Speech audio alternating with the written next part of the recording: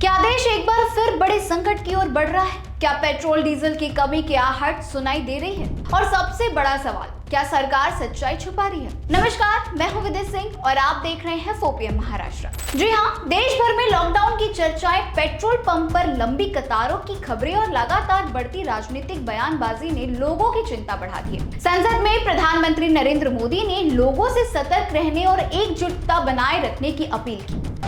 हम कोरोना के समय भी एकजुटता से ऐसी चुनौतियों का सामना कर चुके हैं।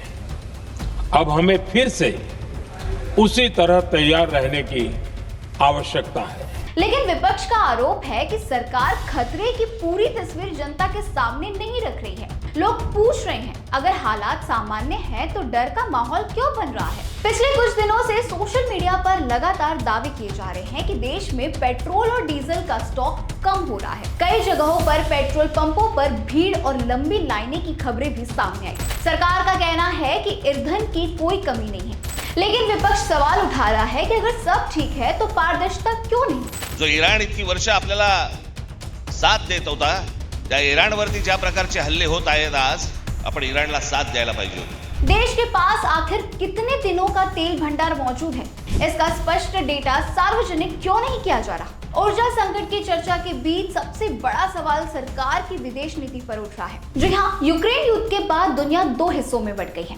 ऐसे में भारत का संतुलन बनाना था, लेकिन विपक्ष का आरोप है कि मोदी सरकार की रणनीति स्पष्ट नहीं है। विपक्ष का कहना है कि रूस से तेल खरीदने और पश्चिमी दबावों के बीच सरकार के दीर्घकालीन ऊर्जा सुरक्षा की ठोस योजना नहीं बनाई गई। उनका दावा है कि अगर समय रहते लॉन्ग टर्म एनर्जी प्लान तैयार किया जाता तो आज देश में ईंधन संकट की चर्चा नहीं होती।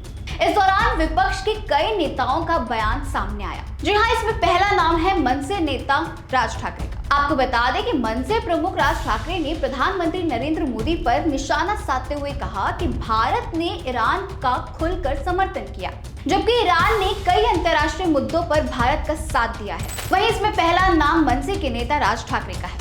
जी हाँ, मनसे प्रमुख राज ठाकरे ने प्रधानमंत्री नरेंद्र मोदी पर निशाना साधते हुए कहा कि भारत ने ईरान का खुलकर समर्थन नहीं किया, जबकि ईरान ने कई अंतर्राष्ट्रीय मुद्दों पर भारत का साथ दिया है। राज ठाकरे के मुताबिक मौजूदा पश्चिम एशिया संघर्ष में भारत की चुप्पी भविष्य में देश को महंगाई की तरफ ले जा रही है।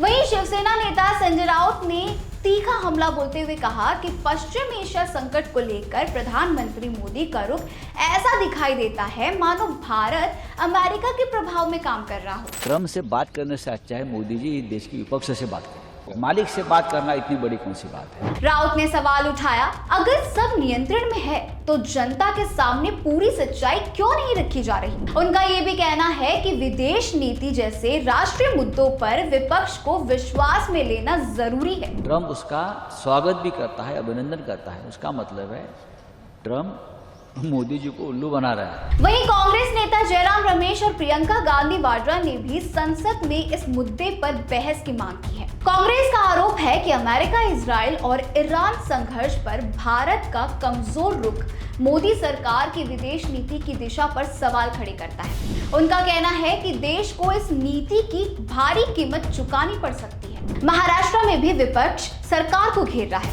विपक्ष का कहना है कि जनता पहले ही महंगाई से परेशान है। पेट्रोल, डीजल और गैस की कीमतों ने आम आदमी का बजट तोड़ दिया है। अगर ईंधन संकट गहराता है तो इसका असर यात्रा, उद्योग और रोजमर्रा की जिंदगी पर पड़ सकता है। अब सबसे बड़ा सवाल, क्या सरकार स्थिति को कम करके दिखा रही है? क्या विदेशी नीति के फैसलों का असर अब देश की अर्थव्यवस्था पर पड़ रहा है? और क्या जनता को पूरी सच्चाई बताई जा रही है? सरकार का दावा है कि सब नियंत्रण में है। विपक्ष कह रहा है कि खतरे के संकेत साफ है। सच्चाई क्या है ये आने वाला वक्त बताएगा। लेकिन फिलहाल देश सवाल पूछ रहा है और जवाब का इंतजार कर रहा है। इस विषय पर आपकी क्या राय है, हमें ही कमेंट सेक्शन में लिखकर जरूर बताइएगा। ऐसे ही मुंबई महाराष्ट्र की तमाम खबरों के लिए देखते रहिए 4PM महाराष्ट्र।